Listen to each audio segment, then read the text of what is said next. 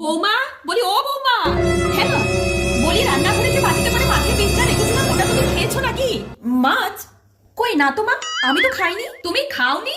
মা, আমার মনে হয় চাপা তো কাজ করতে এসেছিল, ও হয়তো রান্নাঘরে দেখেছিল বাটিতে রাখা আছে, ওই মনে হয় খেয়ে ফেলেছে। চাপা খেয়েছে? সে কি গো বৌমা? দাঁড়াও, আমি বরং একবার ওকে ফোনটা করি। থাক না মা, ছেড়ে দিন না, একটা পিস মাছই তো। আরে বাবা, একটা পিস মাছের জন্য কিছু হচ্ছে না, কিন্তু ওই মাছের পিসটাতে আমি ইঁদুর মারা বিষ মাখিয়ে রেখেছিলাম। দাঁড়াও দাঁড়াও, ফোনটা করি। আমি এই মাছটা খেয়েছি মা, আমাকে হসপিটালে নিয়ে চলুন মা, আমাকে হসপিটালে নিয়ে চলুন মা। কি করছো? ওঠো ওঠো ওঠো, আমার ভুল হয়ে গেছে মা, আমাকে তাড়াতাড়ি হসপিটালে নিয়ে চলুন। মাছের পিসে কোনো বিষ ছিল না। বিষ থাকেনি? আমি ঠিক জানতাম এটা তোমারই কাজ হবে। আমার ভাইপো মাছ খেতে কত ভালোবাসে, আমি ওর জন্য রেখেছিলাম। তোমার মতো